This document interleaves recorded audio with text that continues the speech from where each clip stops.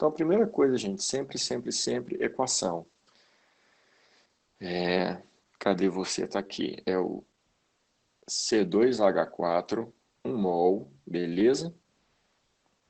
Mais 3 mols de oxigênio gasosos. Ó, tá tudo gasoso, então eu não vou perder tempo colocando aqui o estado físico, não. Mais 2 mols de CO2 gasosos, mais 2 mols de água, 2 mols de H2O. E ele diz que a entalpia desse processo, a energia liberada, é de menos 337 quilocalorias. Por que que eu sei que a energia é liberada? Por conta do sinal da entalpia, sinal negativo. Então ocorre liberação de energia. Esse processo aqui é um processo exotérmico naturalmente, pois ele libera calor. Tudo bem? E ele diz o seguinte, que a eficiência, pessoal, ou rendimento, vamos colocar aqui, eficiência é de 70%. Beleza? Então, no desenrolar aqui da questão, a gente vai ver como é que nós vamos utilizar essa informação aí. Tá? Assumindo 70%, quantos gramas de água a 20 graus Celsius podem ser aquecidos pela combustão de 11,2 litros de gás etileno, medidos nas condições normais de temperatura e pressão?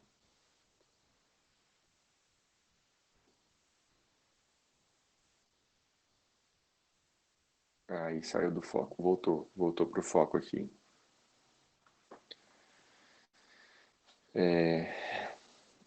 Tá, gente, então olha só, primeira coisa, ele deu aqui pra gente uma equação química, beleza, que trata da combustão do etileno, e ele diz que um volume de etileno entrou em combustão. Que volume foi esse? 11,2 litros, beleza? Foi o volume de 11,2 litros. Tá certo? Esse volume aqui foi o volume que efetivamente entrou em combustão. Porém, quando nós olhamos para a equação, a informação que a equação me traz é de que toda vez que nós queimamos 1 mol de etileno, 1 mol, você libera essa entalpia aqui, ó. Você libera menos 337 quilocalorias, ok? Então, para cada 1 mol de etileno que entra em combustão, menos 387 quilocalorias são liberados. Mas ele está lidando com o volume de etileno. Então, em vez de mol, vamos tentar trabalhar com volume também. Mas essa informação vocês sabem que 1 mol de qualquer substância gasosa nas condições normais de temperatura e pressão ocupam 22,4 litros de volume. Isso aqui, gente, é uma coisa que é padronizada. 1 mol de qualquer gás nas CNTP, nas condições normais de temperatura e pressão, ocupam 22,4 litros. Então, quando eu queimo 1 mol ou 22,4 litros, nós liberamos essa quantidade de calor aqui, menos 337 quilocalorias. Beleza? Porém, pessoal, contudo, o volume que foi queimado não foi de 22,4 litros, foi de quanto? De 11,2, foi metade. 11,2, para quem não percebeu, é metade de 22,4. Então, que quantidade de calor nós liberaríamos se, em vez de 1 mol ou 22,4 litros, nós queimássemos apenas metade? Ora, metade dessa quantidade aqui, não é isso? Metade do volume, metade da quantidade. Ou tu chama de x, faz a regrinha de 3, ok? 22,4 x é igual a 11,2 vezes menos 337. Tá bom? Então, x é igual a 11,2 vezes menos 337, dividido por 22,4. Isso aqui, gente, fazendo as continhas aqui direto, sem perder muito tempo, porque tempo é precioso, 337 dividido por 2 vai ser igual a 168,5. Então, a quantidade de energia, pessoal, liberada aqui é de 168,5 menos 168,5 quilocalorias. Beleza? É isso. Então, quando nós queimamos essa reação aqui, aliás, quando nós queimamos essa quantidade de etileno, 11,2 litros, a gente libera menos 168,5 quilocalorias.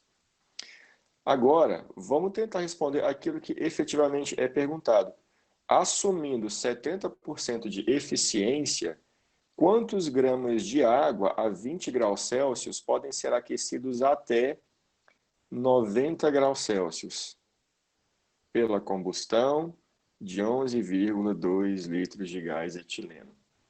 Então vamos imaginar o seguinte, o gás etileno está aqui, imagine, tá? Num determinado reservatório, junto com gás oxigênio. Ele foi aquecido, liberou calor. Esse calor nós vamos utilizar para aquecer uma determinada massa de água.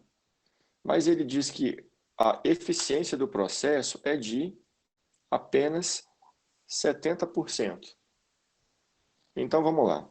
Qual fórmula nós vamos utilizar, pessoal? Nós vamos utilizar aquela formulinha que nós vimos lá no começo, que o calor num calorímetro, por exemplo, é igual à variação da massa vezes o calor específico. Desculpa, eu falei variação da massa, perdão. A quantidade de calor é igual ao produto da massa pelo calor específico pela variação da temperatura. Beleza?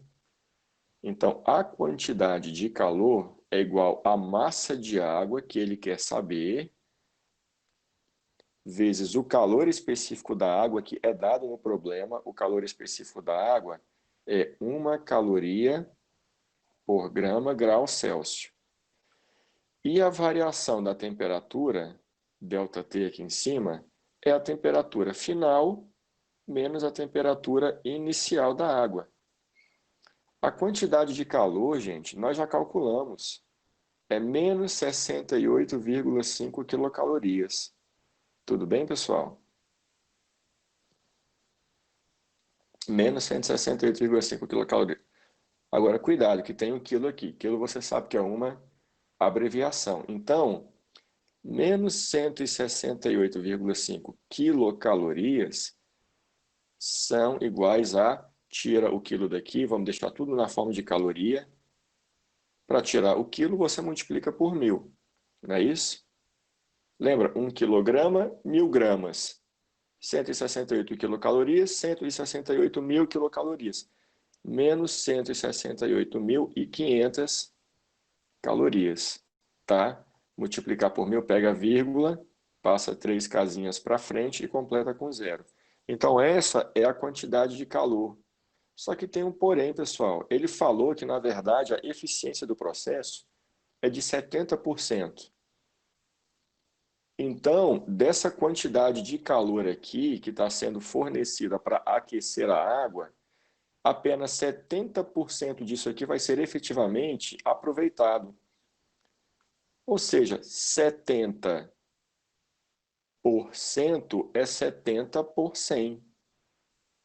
De novo, para quem não entendeu, 70% de 168.500 é igual a 70 por 100 vezes 168.500. O que você faz? Corta 0 com 0, 0 com 0 em cima, beleza? Aí sobrou isso aqui, vamos calcular.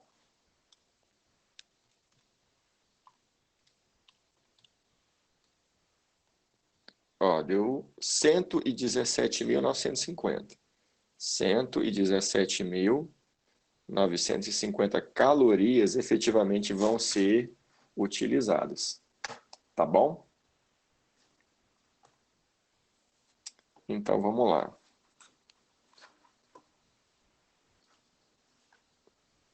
Deixa eu subir aqui um pouquinho aqui o papel.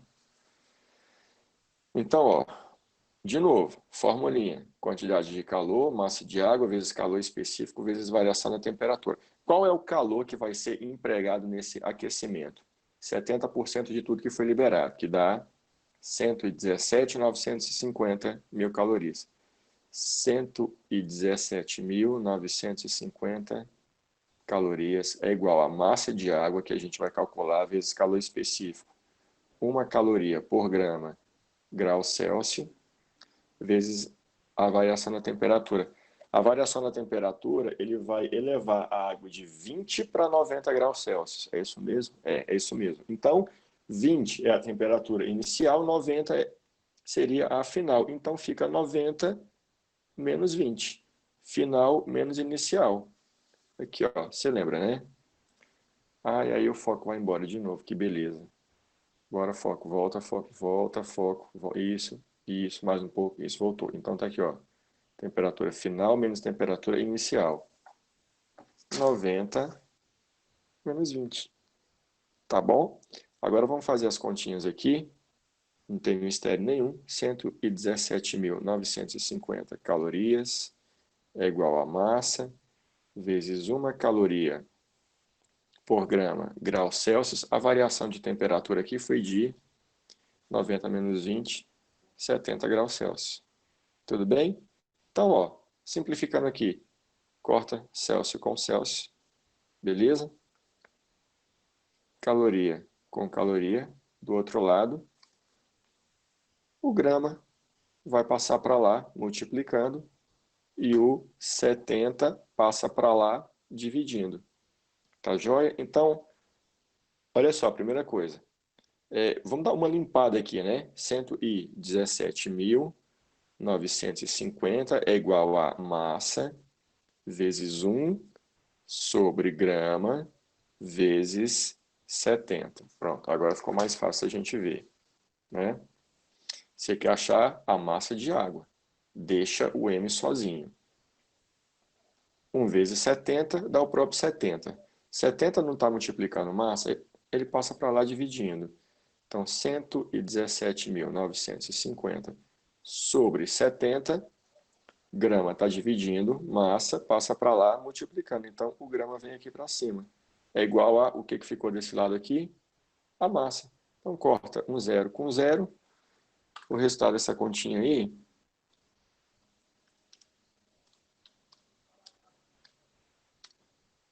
vai dar 1.685 gramas. Então, massa de água é igual a 1.685 gramas. Beleza? Então, essa é a massa que nós podemos aquecer.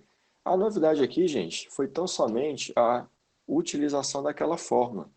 Porque no momento em que ele pede para você calcular a massa de água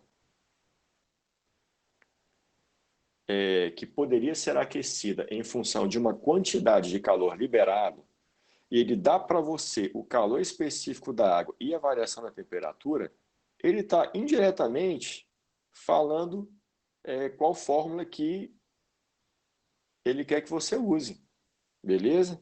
Então, é essa formulinha aqui. Eu acho que o que pode ter confundido vocês foi a utilização disso aqui, mas a resolução em si ela é tranquila. Lembrando que essa noção de eficiência não é um conceito que nós tivéssemos trabalhado na sala, não é isso? Mas ele é um conceito que ele permeia as ciências exatas de modo geral, principalmente a física também, né? Ah, você tem uma máquina térmica que tem uma eficiência ali de tantos por cento. Eficiência ou rendimento, por exemplo, né, que nem eu falei, são conceitos parecidos, tá? Aquilo que você libera, de repente não é 100% aproveitado, apenas 70% daquele calor. E aí, pessoal, tá tranquilo aí a resolução? Então, vamos ver se a resposta está certa. Eu nem vi, né? Tá aqui, ó, 1685, a resposta é a letra B. Tá bom? Então, questãozinha de múltipla escolha aí, resposta letra B. Tá certo? Quem foi que pediu para resolver a questão mesmo? Eu não lembro, foi a Maria Eduarda de Oliveira. O gato chorão aí, né? É isso mesmo? E aí, Duda, tudo certo então? Beleza? Tirou a dúvida?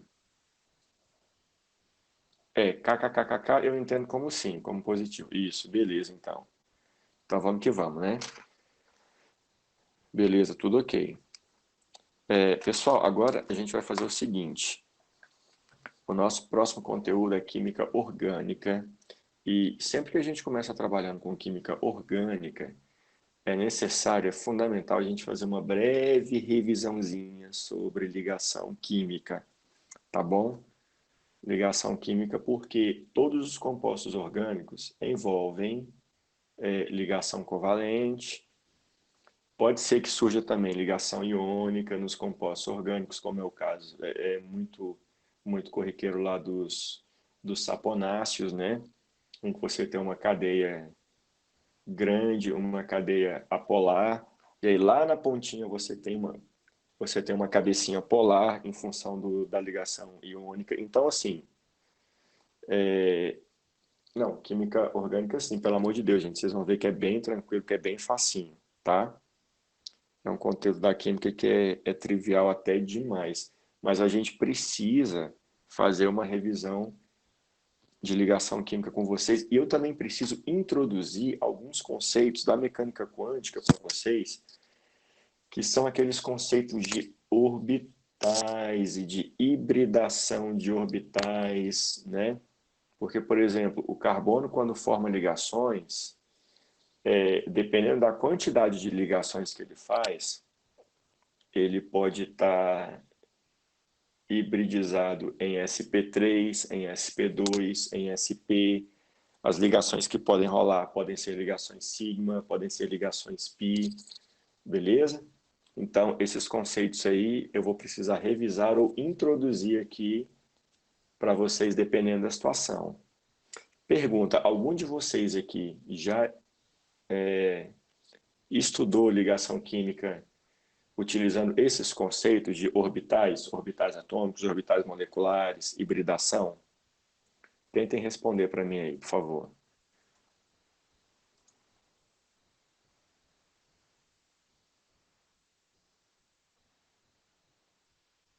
Maria Eduarda Oliveira, não, não.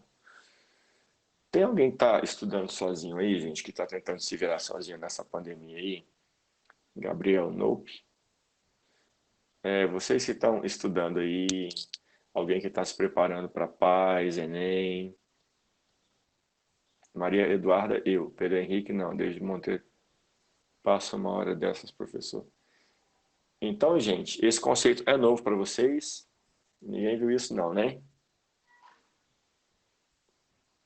Tá, então vamos lá, pessoal. Bem rapidamente, vamos tentar ser bem sucinto aqui.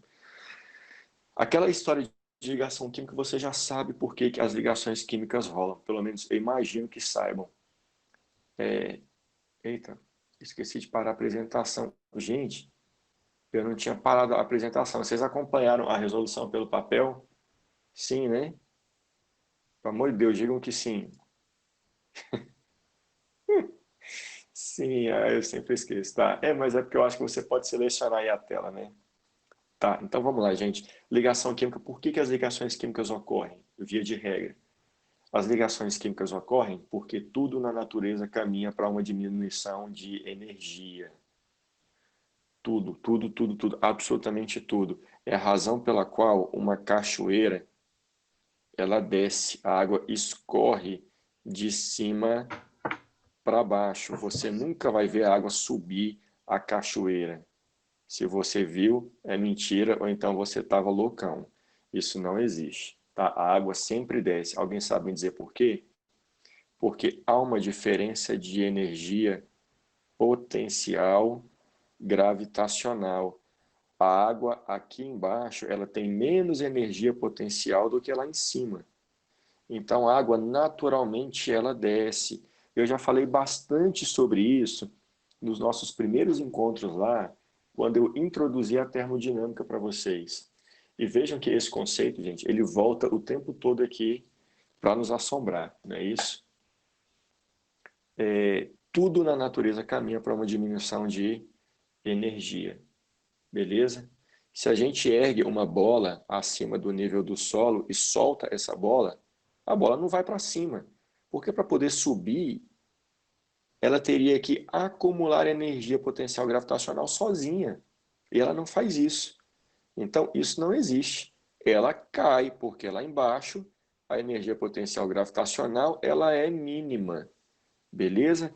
A mesma coisa acontece com os átomos, gente. Eu tenho um átomo sozinho aqui, um átomo A, que de repente encontrou um átomo B, tá? Um sentiu a presença do outro. Eles têm uma energia potencial acumulada de um certo valor. Quando eles se aproximam, o que vai acontecer? A energia potencial diminui. Então eles entendem, ora, se ao me ligar àquele átomo, a minha energia diminui, por que não? E eles fazem isso, beleza? Espontaneamente. É por isso que muito dificilmente nós encontraremos substâncias monoatômicas na natureza. O que são substâncias monoatômicas? Formadas por um único átomo que não se liga a ninguém. Por exemplo, o gás oxigênio, O2, o gás ozônio, O3, o hidrogênio, surge na fase gasosa, H2, o nitrogênio na nossa atmosfera, preponderantemente N2, o gás carbônico, CO2, o gás metano do botijão, CH4 e por aí vai. Vejam que todos os átomos eles fazem ligações químicas. Nesse caso aqui, eu dei vários exemplos de compostos covalentes, de compostos moleculares, tá? De moléculas. Existem também os compostos iônicos, que são formados por outro tipo de ligação. Mas a gente vai fazer essa revisão aqui nesse momento, tá?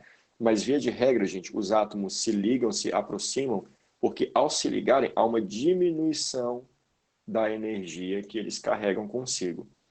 Tudo bem?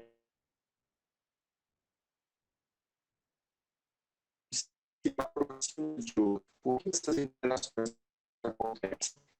Ai, meu Deus, aí a câmera travou. É muita paciência. Tá, voltou, voltou, voltou. Então vamos lá, gente. Eu não sei se você lembra, né? Mas no núcleo de um átomo, tu tem prótons e nêutrons. Eu não vou desenhar os nêutrons para não poluir demais aqui o papelzinho. Então, gente, no núcleo tu tem prótons e nêutrons e na eletrosfera dos átomos você tem quem? Os elétrons orbitando. Esse modelo aqui é um modelo simplificado, tá? Pelo amor de Deus, um átomo não é isso aqui não, gente. Um elétron, sabe, girando aqui num círculo ao redor do núcleo. Não, isso aqui é só um modelo utilizado para representar os átomos. Mas imagine que um átomo tenha se deparado com outro átomo. O que vai acontecer? Gente, os átomos eles são formados por partículas que possuem carga. E tu tá careca de saber que cargas opostas se atraem, cargas positivas atraem cargas negativas. Então, gente, o núcleo positivo de um átomo pode atrair os elétrons negativos do outro e vice-versa. Esse elétron aqui pode ser atraído pelo núcleo do outro. E aí os átomos eles chegam perto e a uma determinada distância os elétrons dos átomos podem se combinar, beleza? Se combinar como assim, pessoal? De novo, a física nos diz que partículas de cargas opostas sofrem atração, tá bom? Então, partícula positiva atrai negativa. Então, aqui existem forças de, vou chamar de FA, de atração. Partícula positiva repele partícula positiva. Então, aqui existem forças de repulsão que eu vou chamar de FR. E o mesmo vale para os elétrons, gente. Os elétrons são partículas negativas. Então, nós deveríamos esperar que os elétrons sofressem uma repulsão elétrica. E, de fato, vejam bem, eles sofrem sim uma repulsão elétrica. Porém, tem uma situação que merece ser comentada, que é essa aqui, ó. Deixa eu voltar para a apresentação aqui.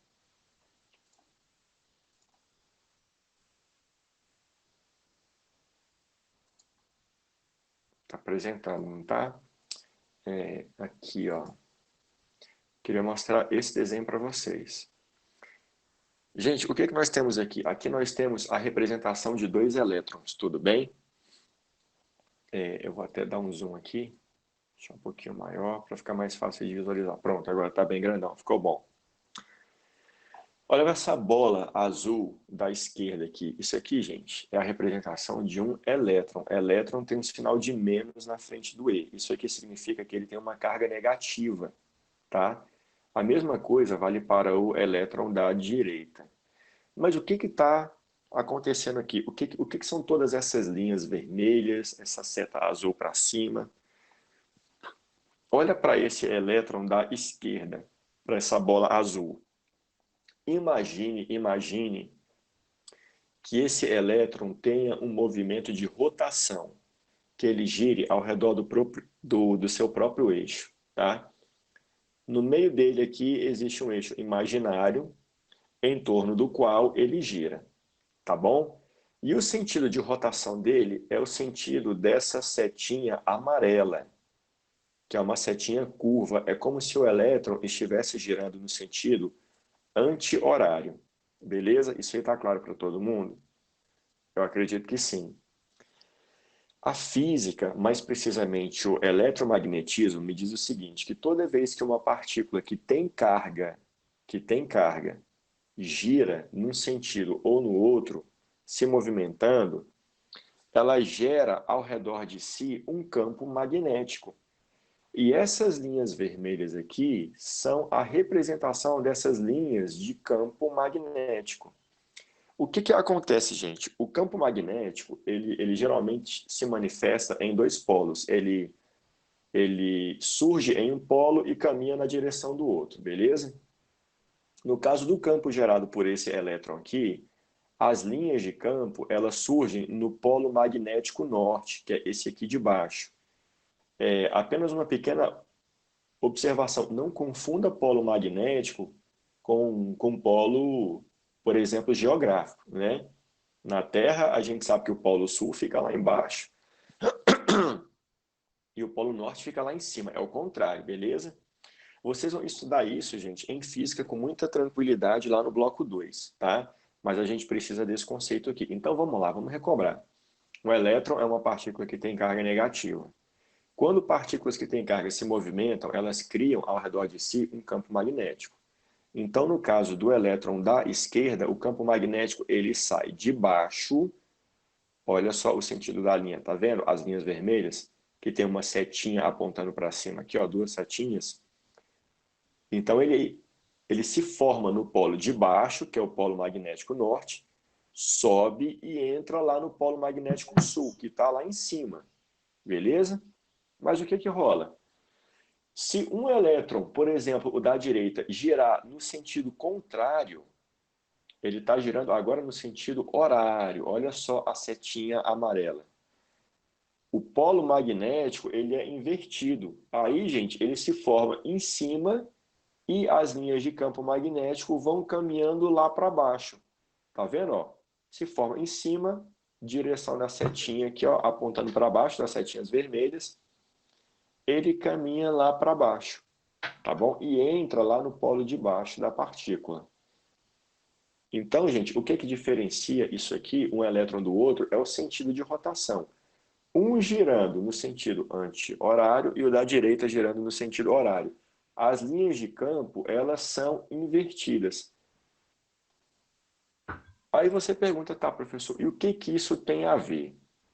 Tem a ver o seguinte, agora vamos voltar aqui para o papelzinho. O desenho que a gente tem lá é mais ou menos o seguinte, você tem um elétron que ele está girando num sentido. Eu vou até botar aqui, ó, dentro dele, uma setinha indicando o sentido anti-horário. E aqui na direita, uma setinha indicando o sentido horário, não é isso? Lembra que no elétron da esquerda, o campo, ele sai de cima, as linhas de campo, né, saem de cima e entram aonde, pessoal? Embaixo, sai de cima, entra embaixo, não é isso? Então eu vou desenhar algumas linhas aqui. E no caso do elétron da direita, ela sai de baixo e entra em cima. Sai de baixo, entra em cima. Agora, o que aconteceria se nós começássemos a aproximar esses dois elétrons aqui? Olha só o que vai acontecer com a linha de campo desse elétron da esquerda. Ela sai de cima, entra embaixo, só que dependendo da distância, ela pode entrar aqui, ó, no elétron vizinho, antes de chegar no seu polo magnético. E a mesma coisa vale para o elétron da direita. As linhas de campo, elas continuam se projetando no espaço. Pode ser que antes dela chegar no seu polo, ela encontre o polo do outro elétron aqui, ó. Então, gente, elétrons que são partículas negativas, elas sofrem uma repulsão em função das cargas elétricas, forças de repulsão separando. Só que quando elas giram em sentido contrário e se aproximam a uma certa distância, os campos magnéticos opostos dos elétrons começam a interagir entre si. Então, surge aí, gente, uma força de atração magnética. Beleza? Então, veja, existem forças de repulsão e existem forças de atração. Quando há um equilíbrio dessas forças, os elétrons, eles formam um par eletrônico. Eles ficam a uma determinada distância um do outro. Que distância é essa? A distância precisa em que há um equilíbrio dessas forças, interagindo magneticamente, e eles vão ficar de rolê por aí ao redor do núcleo. Beleza? Esse movimento de giro dos elétrons, nós chamamos na física e na química de movimento de spin. Então, gente, isso aqui é um estado quântico dos elétrons. Os elétrons, eles podem girar num sentido ou no outro. Lá na química, eu não sei se você lembra, mas pode ser que o professor de vocês já tenha feito uma distribuição eletrônica que ele colocava umas caixinhas assim, ó, para representar os orbitais. Por exemplo, aqui é um S2 e aqui é 2p6. Aí ele vinha colocando setinha aqui, ó, setinha para cima, setinha para baixo, setinha para cima, para cima, para cima, para baixo, para baixo, para baixo. Vocês lembram disso aqui? Eu não sei se vocês aprenderam dessa forma, mas essas setinhas aqui, gente, elas indicam, na verdade, o movimento dos elétrons. Setinha para cima é o movimento de giro em um sentido e setinha para baixo é o movimento de giro em outro sentido. Não se desespere, tá? Porque eu vou comentar sobre isso aqui com vocês. Beleza? Então vamos lá. Vindo aqui para o começo da nossa discussão. Então vocês já viram que os átomos eles interagem, né? Que eles ficam próximos uns dos outros em razão das atrações elétricas, não é isso?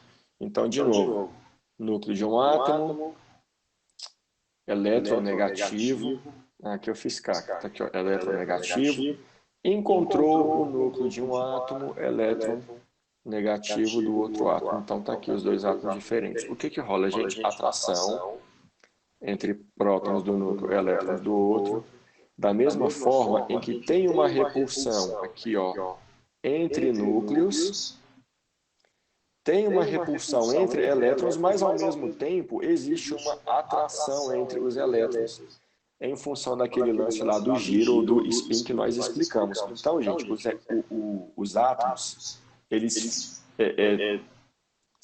tendem a uma aproximação, certo? Só que eles não ficam próximos demais uns dos outros. Por que que eles não ficam muito próximos uns dos outros? A ponto, por exemplo, ao ponto da eletrosfera de um átomo começar a se sobrepor à eletrosfera do outro. Porque aí, gente, as forças de repulsão, principalmente entre os núcleos, já começa a ficar forte demais. Então, eles se aproximam, ficam próximos a uma determinada distância ideal, e essa distância aqui, ó, em que eles têm uma diminuição da sua energia potencial, é a distância em que a ligação química vai acontecer de fato. Beleza? Então, ó, separados, a energia deles é grande. Quando eles ficam próximos, a energia começa a diminuir e eles, de alguma forma, alcançam a estabilidade que eles precisam. Tá bom? Basicamente é isso. Eu estou falando da motivação dos átomos para se ligarem uns aos outros aí. Só que aí, vamos discutir alguns conceitos importantes aqui, pessoal. Existem grupos de átomos na tabela periódica que não se ligam com ninguém. Vocês lembram que átomos são esses? Não é que eles não se ligam com ninguém, mas eles preferem ficar sozinhos. Alguém que estiver no chat aí e quiser me ajudar, pode tentar responder aí para o tio. Existem átomos que não gostam de se ligar, você sabe? Que átomos são esses? Muito bem, David, os gases nobres, perfeito. Então tá aqui, ó. Vamos puxar uma tabela periódica. Tá aqui a tabela, tá enxergando, né? Ó, a tabela periódica, né? Ela tá separada em cores, tá? Você tem 18 colunas verticais na tabela, são os 18 grupos ou famílias da tabela. Esses grupos são numerados da esquerda para a direita. O primeiro grupo aqui, ó, o grupo 1, é o grupo dos metais alcalinos, na cor laranja. Do grupo 2, imediatamente à direita aqui, é o grupo dos metais alcalinos terrosos. Esses elementos na cor rosa, tá? São chamados de metais de transição. E aqui, gente, do grupo 13 para frente, beleza? Nós temos alguns outros metais aqui na cor azulzinha, e aqui você tem uma escadinha preta aqui, ó, que começa lá no boro e vai até o astato, aqui no grupo 17. É uma escadinha descendente, ela está descendo. E aí você tem esses elementos na cor verde, um verde, sei lá, meio fluorescente aí. Esses elementos aqui são os não metais. Vejam, da escadinha para trás, nós temos metais. Da escadinha para a direita, nós temos os não metais. Isso quer dizer que são átomos que têm propriedades opostas. Beleza? Os metais, as principais características dos metais, vocês já sabem. Os metais, eles são duros, eles são quebradiços, eles são bons condutores de eletricidade, eles são bons condutores de calor. E os não metais, eles possuem propriedades opostas a essas, beleza? E aqui no grupo 18, numa cor totalmente diferente, você tem os gases nobres. Eles são tão diferentes, pessoal, que eles foram colocados numa cor especial e eles têm um nome diferente de todos os outros grupos. Eles são chamados de gases nobres. A razão por trás do nobre, eu acho que algum professor já deve ter comentado com vocês, os gases nobres, eles costumam não se ligar a átomo nenhum. Então tá aí, quem são os gases nobres? Hélio, neônio, argônio, criptônio, xenônio, radônio. Não vou... Já comecei, vamos colocar aqui, xenônio e o radônio. Esses elementos aqui são os gases nobres, beleza? Eles não se ligam com ninguém. E esse comportamento, gente, chamou demais a atenção dos químicos na época. Por que esses caras preferem ficar sozinhos? Por que eles não se ligam com ninguém? A resposta para essa pergunta está na estrutura eletrônica desses átomos. Então, olha só, o hélio, por exemplo, ele tem 2 prótons. 2 prótons e 2 elétrons. Você lembra dessa representação aqui, né, pessoal? Toda vez que a gente quer fazer a representação de um átomo, a gente coloca o símbolo dele. À esquerda, antes, você coloca o número de prótons, que a gente representa pela letra maiúscula Z, que é o número atômico ou número de prótons. Em cima, se você quiser, você pode colocar a massa do átomo. E os elétrons você não representa, porque os elétrons, o número deles é igual ao número de prótons. Então, por exemplo, se o hélio tem 2 prótons no núcleo, se ele tem 2 prótons, isso significa que ele também tem 2 elétrons. O número de elétrons é igual ao número de prótons em um átomo neutro, que não tem carga resultante. Beleza? E então, ó, embaixo, número de prótons, em cima, número de massa. A massa, eu acho que você se lembra como é que você calcula, né? A massa de um átomo é dado pela soma dos prótons mais o número de nêutrons. Então, por exemplo, se um átomo tem 10 prótons e 10 nêutrons, a massa dele vai ser de quanto? Vai ser de 20 unidades de massa atômica. Beleza? É só você somar prótons mais nêutrons. Aí você pergunta, professor, eu sei que os átomos têm prótons, nêutrons e os elétrons. Por que os elétrons não entram no cálculo da massa? Porque os elétrons, gente, eles conseguem ser ainda muito menores que prótons e nêutrons. Eles são cerca de 1.800 vezes, se eu não estou enganado, menores que prótons e nêutrons. Então você deixa de fora. Prótons e nêutrons já são partículas infinitamente pequenas. Os elétrons são muito mais infinitamente menores ainda. Beleza? Então eles ficam de fora. Então tá aqui, ó. Voltando para cá na nossa representação. Aqui nós temos o hélio com 2 prótons, porque esse número aqui é o número de prótons ou número atômico e ele tem 2 elétrons. Beleza? Onde estão os elétrons do hélio? Pessoal, para responder isso, a gente tem que lembrar da distribuição eletrônica, né? Onde estão os elétrons de um átomo? Na eletrosfera. Aonde precisamente? Aí você tem que lembrar do diagrama de distribuição de energia dos elétrons. Lembra daquele papo de 1s2, 2s2, 2p6? Pois é isso aí que a gente precisa utilizar. 3p6, 3d10. Então vamos fazer aqui bem rapidinho, porque você já recorda. 4p6, 4d10, 4f14, 5s2, 5p6, 5d10, 5f14, o papel está acabando, vamos puxar aqui para cima. Aí desfoca, é uma beleza, né, gente? Quando o negócio pode dar errado, parece que ele dá errado de sacanagem, né? Então tá aí, 7s2. Pessoal, esse aqui é a representação dos níveis de energia e dos subníveis de energia em que nós encontramos os elétrons, tá? Tem um modelo bem simplificado na química, que é o modelo de Bohr. O que Niels Bohr falava para a gente? Que no núcleo nós temos os prótons e nêutrons, eu vou representar apenas o próton, e os elétrons eles estão espalhados ao redor do núcleo, em níveis ou camadas. Então faz de conta que essa aqui, gente, esse círculo aqui, ele represente a primeira camada a partir do núcleo. Isso aqui é a camada de número 1, ou camada que nós chamamos de camada K na química, tá bom? Então, um elétron, ele pode ter uma energia e ele pode se encontrar em algum lugar aqui dessa região, nessa camada. O elétron, ele não está parado, ele está em constante movimento. E ele tem que se movimentar mesmo. Sabe por quê?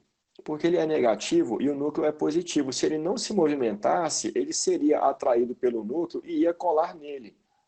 Mas ele tem uma energia de movimento suficiente que garante que ele consiga ficar em movimento ao redor do núcleo. Essa energia de movimento é suficiente para mantê-lo afastado do núcleo, mas também não é suficiente para fazê-lo se afastar demais. Ou seja, é como se ele ficasse preso numa órbita ao redor do núcleo, beleza? Mas pode ser que o elétron tenha um pouco mais de energia ele consiga ficar um pouco mais afastado. Então, gente, ele já fica numa camada mais afastada, ou numa camada mais energética, porque ele tem mais energia. O que vai determinar a posição dele numa determinada camada é a energia que ele tem, tá bom? Então, por exemplo, se essa aqui era a camada 1, essa aqui é a camada 2, que na química a gente chama de camada 2 ou camada L, e assim sucessivamente.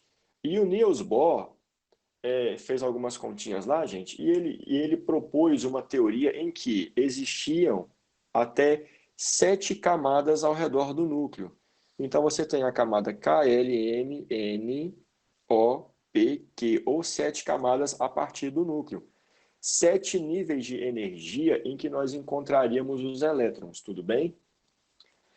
Só que aí é o seguinte, gente, isso aí foi bem no comecinho das pesquisas. Depois, as coisas foram seguindo, novas pesquisas foram sendo feitas, tá? E com o advento de um ramo da física e da química chamado de espectroscopia, os químicos e físicos eles descobriram que dentro das próprias camadas existiam uma pequena variação das quantidades de energia. Então, essas variações eles chamaram de subníveis, ou seja, é como se um nível tivesse outros, outras divisões, outros subníveis. Então, a gente tem níveis de energia ou camadas e você tem também subníveis. Então, os cálculos da mecânica quântica mostraram para a gente que existem basicamente 4 tipos de subníveis dentro da química. O subnível S, o subnível P, o subnível D e o subnível F. Então, vamos lá. Um elétron, numa camada, ele pode ocupar uma determinada região, em função da energia que ele tem. Só que dentro de uma camada, ele pode ser encontrado em regiões um pouquinho diferentes, que são chamados de subníveis. Agora, vamos tentar fazer um rabisco aqui para ver se você compreende. Os cálculos das equações de onda lá da mecânica quântica mostraram que os elétrons, gente, eles se situam em regiões ao redor do núcleo, beleza? É um pouco difícil você determinar a posição precisa de um elétron, porque um elétron é uma partícula muito pequena que viaja numa velocidade muito grande. Então, na melhor das hipóteses, nós conseguimos determinar uma região de probabilidade em que nós encontraríamos esses elétrons. Tentando fazer um paralelo aqui, para que você possa compreender melhor, é que nem quando você olha para um enxame de abelhas, tá? Vindo na sua direção. Quando você olha, você geralmente vê uma nuvem preta. Você não consegue enxergar as abelhas individualmente, a não ser que ela chegue muito perto da sua cara. Mas a uma relativa distância, você não enxerga nada, você vai ver só um borrão. O que você pode concluir enxergando aquele borrão? Pô, dentro daquele borrão tem abelha. E fora daquele borrão, muito provavelmente não tem. Então, a probabilidade de nós encontrarmos uma abelha dentro daquela nuvem ou daquele borrão é muito grande. Então, gente, essa nuvem, na verdade, é como se fosse uma nuvem de probabilidade de nós encontrarmos abelha. Isso funciona da mesma forma para os elétrons. Então, a partir do núcleo, nós poderíamos, por exemplo, encontrar um elétron na primeira camada nessa região aqui. Nessa região do espaço. Beleza? Então, vejam, a primeira camada, de acordo com o nosso diagrama, só tem um nível de energia, mais precisamente, e só tem um subnível também. Ou seja, é como se não tivesse variação de energia dentro da primeira camada. Esse subnível ele se chama de S por uma razão. Porque, gente, os elétrons estão nessa região do espaço que se assemelha a uma esfera. Esfera remete a spherical. Perdoem aí a péssima pronúncia. Mas spherical, para bom manjador, é o nome em inglês para esférico. Então, eles pegaram a primeira letrinha do nome, S, e chamaram essa região aqui de subnível S. E quantos elétrons podem ficar distribuídos nesse subnível? Até 2 elétrons. Um elétron girando num sentido, com um spin, que eu vou representar com essa setinha para cima, e um segundo elétron girando no outro sentido. Lembra do lance dos spins contrários? Spins contrários, os elétrons são atraídos uns pelos outros, né? Em função dos campos magnéticos. Então, nessa região aqui, nós podemos encontrar até 2 elétrons, tá bom? Girando com spins opostos. E no máximo 2 elétrons. É por isso que o S tem o número 2 em cima, porque ele comporta até 2 elétrons. Beleza? Então é isso. Até aí tudo bem, gente? Vamos seguir. Só que aí, gente, os cálculos da mecânica quântica mostraram o seguinte: pode ser que os elétrons tenham mais energia que esses elétrons aqui no primeiro nível, e eles consigam ficar mais afastados, por exemplo, no nível 2. Então, pode ser que ao redor do núcleo, os elétrons eles fiquem numa região esférica um pouco mais distante. Ou seja, é o S, o subnível S do nível ou da camada de número 2, ou da camada L. Beleza? Então, aqui, ó, no segundo nível, nós também podemos ter elétrons no subnível S, nessa região esférica. Quantos elétrons? 2 elétrons. Então, eu vou desenhar aqui um elétron com spin apontando para cima e outro para baixo. Então, tá aí, pessoal. Essa é a primeira camada e essa aqui é a segunda camada. Aqui nós estamos falando do subnível S e aqui do subnível S da segunda camada. Porém, na segunda camada existe um outro tipo de subnível, que é o subnível P. Aí você se pergunta, tá, mas esse P vem da onde?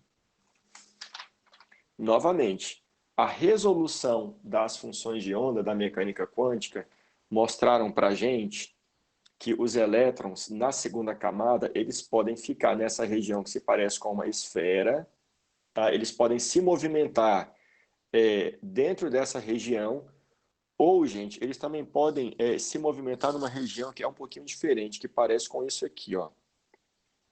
Eu vou tentar desenhar da melhor forma possível para a gente explicar na sequência. Essa região, ela se parece com bastões de cotonete que se projetam no espaço em 3 dimensões. Para ficar mais fácil a visualização, eu vou desenhar 3 eixos aqui, tá? Um eixo vertical Y, um eixo horizontal X e um eixo perpendicular ao plano do papel, que ele vai sair na direção da sua testa aí, ó. E eu vou chamar de Z. Beleza? Então tá aí, X horizontal, Y vertical, Z é como se Z, pessoal, ele estivesse saindo do papel para cima. Beleza? Só que para representar, infelizmente eu tenho que desenhar ele deitadinho aqui no papel, tá bom? Mas ele está saindo do papel assim, ó, perpendicularmente. Então vamos lá, gente. Os elétrons, eles podem ocupar essas regiões aqui desse subnível que nós chamamos de P. Esse subnível P, ele tem 3 bastões de cotonete. Eu vou chamar esses bastões de orbitais. São aquelas regiões de probabilidade em que nós poderíamos encontrar os elétrons. Então, gente, eu posso ter, por exemplo, 2 elétrons no orbital ao longo do eixo X, vou fazer um para cima e um para baixo. Eu posso ter 2 elétrons em Y, vou fazer um para cima e um para baixo, e 2 elétrons em Z, um para cima e um para baixo. Então, esse orbital ao longo de X, eu vou chamar de orbital PX. Ao longo de Y, PY. Ao longo de Z, eu vou chamar de PZ. Então, quantos elétrons nós temos nos orbitais P? 2 mais 2 mais 2, 6 elétrons. No total, 6 elétrons no subnível P. Então, lembrem que o subnível P, na verdade, é formado por três orbitais, pelos orbitais PY, PX e PZ, mas a gente costuma simplesmente representar por P. E o número 6 é o número de elétrons que pode ocupar esses orbitais. Então, olha só, se eu for dar sequência aqui, fazendo o desenho, nós temos dois elétrons no primeiro subnível aqui, aliás, no primeiro nível, no subnível S, dois elétrons no segundo nível, no subnível S, está aqui os dois elétrons. E se esse átomo tiver, por exemplo, mais 6 elétrons no segundo nível, os outros 6 elétrons eles não podem ficar mais em S, porque o S só comporta 2. Eles vão ficar aonde? Eles vão ficar no subnível P, no segundo nível. Então, no segundo nível, tu tem mais 2, mais 2, mais 2, e assim sucessivamente. Beleza, pessoal? Então, os elétrons eles vão se distribuindo dessa forma ao redor do núcleo. Isso aqui, gente, foi demonstrado pelos cálculos da mecânica quântica. Então, esses desenhos aqui, eles são uma interpretação geométrica das soluções matemáticas das equações dos elétrons. Beleza? Agora, graças aos deuses, né, a gente não precisa se preocupar com esse tipo de desenho aqui ainda, ou essas representações. A gente pode simplificar tudo por meio desse diagrama aqui, ó, que é o diagrama de distribuição dos elétrons nos níveis e subníveis. Aí você me pergunta, professor, você não falou ainda do subnível D e do subnível F. Não falei e nem vou falar, porque veja você, já foi difícil desenhar o P. Se eu começar a desenhar o D aqui, tu vai ficar maluco. E o F, eu também vou ficar maluco, tá? Você só precisa saber que no subnível D, gente, existem vários orbitais que são vários lóbulos desse tipo aqui, em posições um pouco diferentes, mas que no total você vai ter 10 elétrons distribuídos em D. Beleza? E no caso do subnível F, você vai ter até no máximo 14 elétrons. Isso é a única coisa que você precisa saber. Que no S cabem 2, no P cabem 6, no D cabem 10 e no F 14. Então, gente, os caras tiveram a sacada de reunir todas essas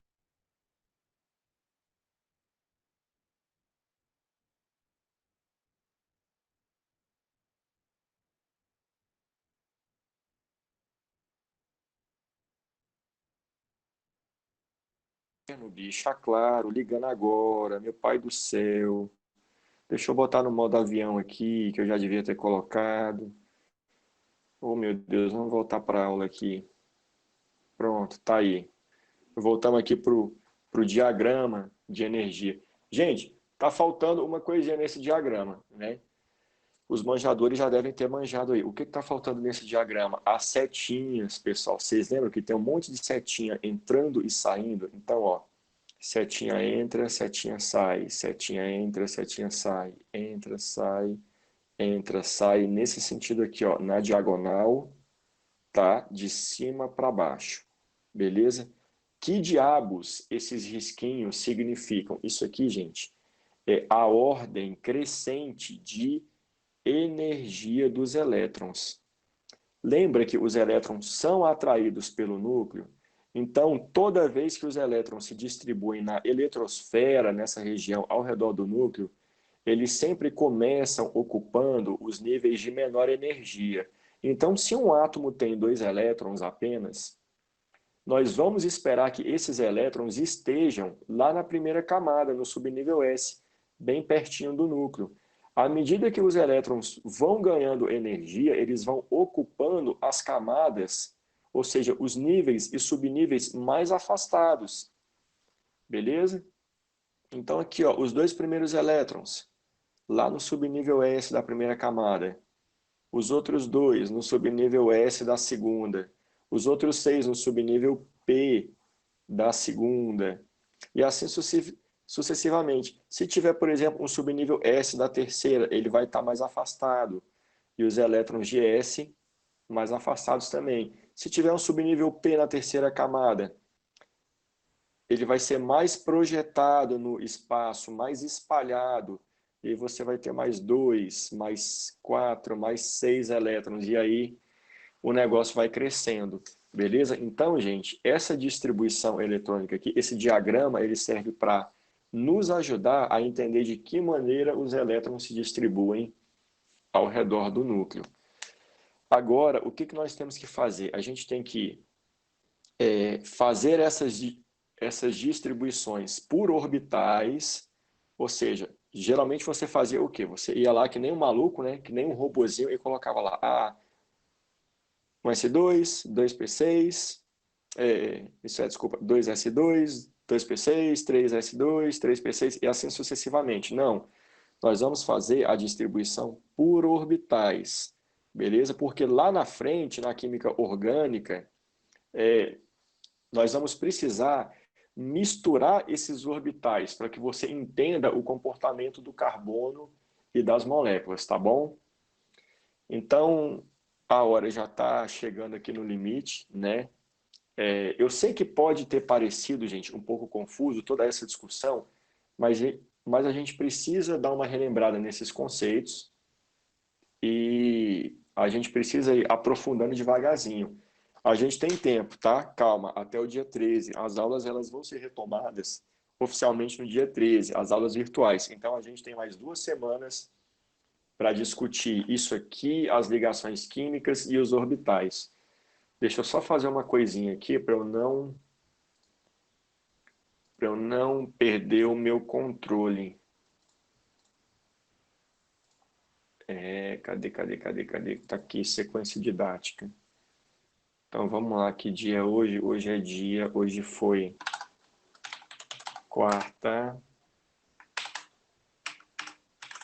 1/7. Opa, 1/7. Essa turma aqui é o 3E, né? Então no 3E a gente vai continuar a partir de distribuição eletrônica barra orbitais. Em algumas outras turmas eu já estou um pouco mais além, mas aqui com vocês a gente vai dar sequência a partir daí, tá bom? Então deixa eu só salvar isso aqui para eu não me perder depois. Gente, algum comentário até agora, pessoal?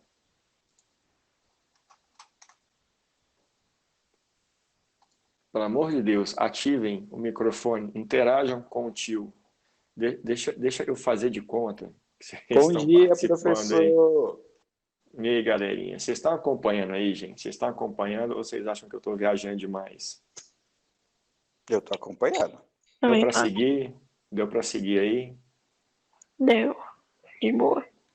Beleza, deu para seguir, mas a pergunta, deu para entender alguma coisa do que eu falei? Deu para entender essa história de nível, subnível e dos orbitais, gente? Deu sim, professor. Deu, né? Deu. Tá, e a Tamires, sim, sim, os outros sim, Pedro Henrique, sim, tá, beleza, gente. Pode parecer um pouco confuso, tá? Mas vocês vão ver que no final das contas tudo vai se alinhar, tudo vai convergir para um entendimento mais claro, tá bom? Então, no nosso próximo encontro, eu vou voltar, vou estar relembrando com vocês aquela distribuição por orbitais e logo na sequência a gente já vai falar de ligação química. A gente faz uma revisão de ligação iônica bem rapidamente e vamos para a ligação covalente de forma mais aprofundada, tá bom? Eu vou ficando por aqui, um abraço a todos e... Ah tá, gente, hoje eu vou postar lá nas salas um pequeno resuminho sobre o primeiro tópico da química orgânica, que é classificação de cadeias, propriedades do carbono, é um negócio bem simplificado mesmo. Quando as aulas começarem, a gente vai tratar com mais aprofundamento, tá bom? Então é isso aí. Fiquem com Deus. Um abraço a todos aí. Tchau, professor. Bom dia. Tchau, gente. Tchau. Bom dia para vocês. Vamos ali comer um pão, né? Que eu não comi nada até agora. Eu tô na broca. Tchau. Tchau, professor.